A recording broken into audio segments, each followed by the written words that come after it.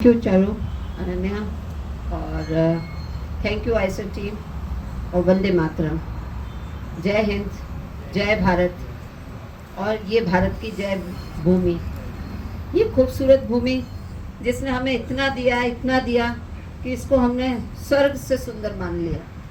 और स्वर्ग से सुंदर ये भूमि जो है, हमें हर जगह आप देखो कि आपको कहीं ना कहीं कुछ ना कुछ सब कुछ मिल रहा है। इस धरती से इंसान भूखा नहीं है, ना कहीं से ख़त्म है। एक बहुत अच्छी लाइन हमारे लिखने वालों ने जब इस देश का राष्ट्रगान लिखा और लिखने में एक शब्द लिखा, वो अभी मेरे दिमाग में बहुत तेज़ी से क्लिक किया उस शब्द ने कि भारत भाग्य विधाता। सोचो तो सही कि भारत भाग्य विधाता मतलब भारत लोगों का भाग्य बना देता है। एक ऐसे विधाता है वो। भारत स्वयं में ईश्वर है, स्वयं में साक्षात वह स्वयं शिव है, वह स्वयं कहते हैं कि अनंत है वो, इसका कोई अंत नहीं है। जिसने इस धरती पे जन्म लिया है और जिसने इस धरती को माना है और जिसने इस धरती के लिए किया है, उसको भारत ने कभी भूखा नहीं रहने दिया है। उसको अपनी पलकों पे बैठाया है और उसको अपनी पलकों में बैठा के इस विश्व मंच में एक जैसे कि कहे आपको प्रसिद्धि, चाहे आप स्वामी विवेकानंद को देखें, चाहे आप सुभाष चंद्र बोस को देखें, चाहे जवाहरलाल नेहरू को देखें, चाहे इंदिरा गांधी को देखें, एक आम घर के व्यक्ति अगर हम मोदी जी को देखें, तो ऐसा नहीं कि भारत ने जिसने भारत की महिमा करी है उसने, आप समझ जाइए कि वो विश्व के लिए एक महान नेता के रूप में आया, चाहे वो महात्मा गांधी क्यों न रहे। यहाँ के राजा, यहाँ के रजवाड़े, यहाँ की राजस्थान की ये पवित्र भूमि जिसको देव भूमि बोला जाता है। अगर आप लोग कभी भारत के इतिहास में जाएंगे तो राजस्थान को देवों की भूमि माना गया है। इस देवों की भूमि के ये महान सपूत जो इस जगह जन्मे हैं, इनके बड़े बड़े इतिहास हैं। इनके इतिहास इतने बड़े हैं कि धरती कोई चाह करके रबड़ ले ले, कोई बड़े बड़े कुछ भी ले करके डिलीट नहीं कर सकता अपने किसी भी उससे। इतिहास दोबारा रिपीट हो रहा है। साइंस अपनी तरह से तरक्की कर रही है, पर इतिहास भी अपनी तरह से फिर से जागरूक हो रहा है। आज लोग अपने इतिहास को जानने के लिए फिर से तैयारी कर रहे हैं और स्पेशली जो भारतीय हैं, उनके मन आत्मा, जब आत्मा जागृत हो जाती है ना, वो अपने उस लेवल को जानने के लिए सोचती है कि मेरा पीक क्या है, मेरी शुरुआत कहाँ से है, मेरा जहाँ से शुरुआत है वहीं पे मेरा अंत है। तो अगर मैंने मेरी शुरुआत को जानने की इच्छा जाहिर कर ली और आज हमारे यूथ जो है, स्पेशली युवा वर्ग जो इस इतिहास को जानने की इच्छा जाहिर करी है, मैं कहती हूँ कि इतिहास इसका कोई अंत नहीं है। ठीक है ना? आप इसको समझें, इसको बहुत स्ट्रांगली समझें। इस भारत को जिसने भारत के लिए किया है वो ज़रूर आगे बढ़ जाएगा। और जिसने अगर ये सोच लिया कि मैं आज अपने ही लोगों का, अपने ही साथ के लोगों का कुछ वो कर लूँ, फ़ायदा उठा लूँ, उसका कुछ भी नहीं होने वाला है। वो सिर्फ एक थोड़ी से चंद समय के लिए इस जीवन को जी लेगा, पर जीवन जीना नहीं है। अब जीवन को कुछ स्वर्णमय देना है, कुछ जीवन को एक ऐसी ताकत देनी है कि हमारा जीवन एक उदाहरण बन जाए लोगों के बीच।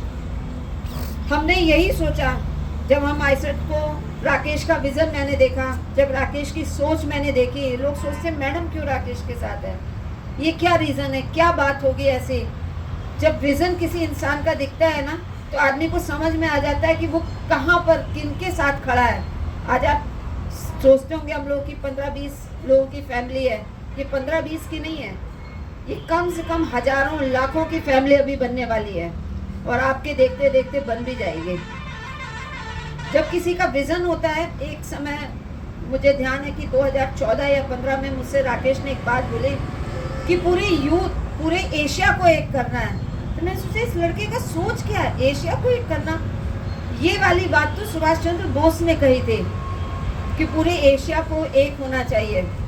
जब मैंने ये सोच देखी किसी व्यक्ति की, मैंने कहा कि इसका डेवलपमेंट, इसका कहाँ से ये सोच रहा है ये व्यक्ति बैठ करके। आज लड़कों से कोई बात करो, उन्हें अपने कल का नहीं पता है, उन्हें अपने जीवन का नहीं पता है कि वो कल क्या करने वाले हैं। जब 5 क्वेश्चन उनसे पूछे जाते हैं तो उसमें से वो 2 या 3 का ही आंसर कर पाते हैं, क्योंकि उनका कोई लक्ष्य नहीं है, क्योंकि उनके पास कोई लक्षण भी नहीं है ऐसे। अगर लक्षण और लक्ष्य में उनको डिफरेंस नहीं है, तभी वो जो है ना ऐसे जीवन में चल रहे हैं कि उन्हें अंत ही नहीं दिख रहा है अपना। तो आप इतने ताकतवर हैं, एक ताकतवर नेता के पीछे, एक ताकतवर व्यक्तित्व के साथ में अगर जब इंसान जुड़ता है ना, तो समझ जाए कि वो कुछ ना कुछ तो ले ही रहा है उससे। आपको दिखेगा नहीं कि आप क्या ले रहे हो, पर आप कुछ जरूर ले रहे हो। और जब आप जरूर कुछ ले रहे होते हो ना, तो आपको आपके व्यक्तित्व में, आपकी विचारधारा में, आपके बोलने में, आपके चलने फिरने, सब चीज में वो चीज की व्यक्तित्व की छवि दिख जाएगी। आपसे लोग आप पूछते हैं आप कहाँ काम करते हो, हमें भी लगा लो, हमें भी साथ ले लो। क्यों? क्योंकि आपके व्यक्तित्व में वो चीज दिख रही है, आपकी थॉट प्रोसेस में वो चीज दिख रही है, आपके संकल्पों में वो चीज दिख रही है कि मुझे ये चीज करनी है। मैं मेरे सारे जितने साथ में जो लोग बाग हैं मेरे, ये नहीं कि आप ही 2-4 लोग साथ में हैं। हम बोलते हैं आईसेट की इतनी बड़ी फैमिली हो गई है, आज हम लोग कहीं पे भी जाते हैं किसी को फ़ोन करते हैं, हाँ आप लोग आए हो, अच्छा आईसेट से आए हो, अच्छा आओ, हमें मिलना है आपसे, आइए आप हमसे मिलिए। मतलब उन लोग हमारी तारीफ, जब हमारे काम की तारीफ करते हैं, जब आप लोगों की तारीफ करते हैं कि आप लोगों का स्टाफ इतना अच्छा है, बहुत अच्छा आप लोगों का फीडबैक आता है हमारे पास में, तो मैं बताऊं कि मतलब मेरा तो सीना चौड़ा हो जाता है, इतना ज़्यादा। चाहे कोई भी व्यक्ति हो, A to Z कोई भी व्यक्ति हो, सबके बारे में एक ऐसा फीडबैक आता है कि जो हमें बहुत भी कंप्लेंट करते हैं ना, वो भी हमारे स्टाफ की बहुत तारीफ करते हैं।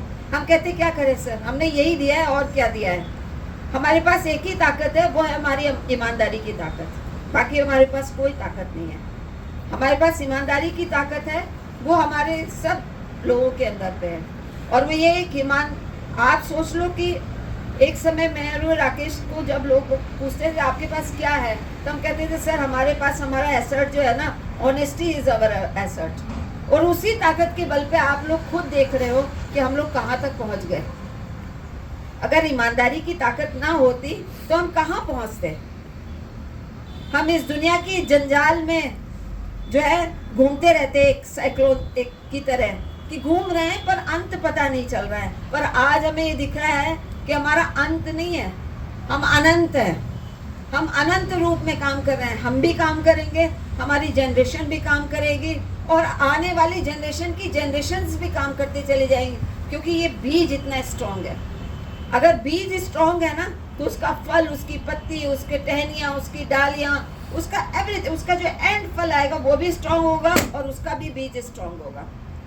तो बस मेरा यही कहना है कि आप लोग जो है इस देश को समझें, इस देश की ताकत को समझें, अपने समय को एक पल के लिए भी व्यर्थ ना गंवाएं। व्यर्थ एक भी पल आपका व्यर्थ ना बीत जाए। हर दिन को प्लान करें। ये बहुत इम्पोर्टेंट समय चल रहा है, एक ऐसा समय चल रहा है जिस समय पे इंसान हर चीज को हाथ में पकड़े बैठा है, पर समय को वो देखे तो एकदम तेजी से भाग रहा है। अभी आपने आज देखा है, आपके पता ही नहीं चलेगा आपको कल कब हो जाएगा। तो समय बहुत इम्पोर्टेंट है। एक एक पल को जियो, एक एक समय को जियो, एक एक चीज को लिखो, एक एक चीज को लिखो जो तुमने करी है, क्योंकि जो तुमने लिखा है वो पक्का हो गया है। तुम इतना समझ लेना, जो चीज तुम लिख रहे हो वो बिल्कुल पक्की हो रही है।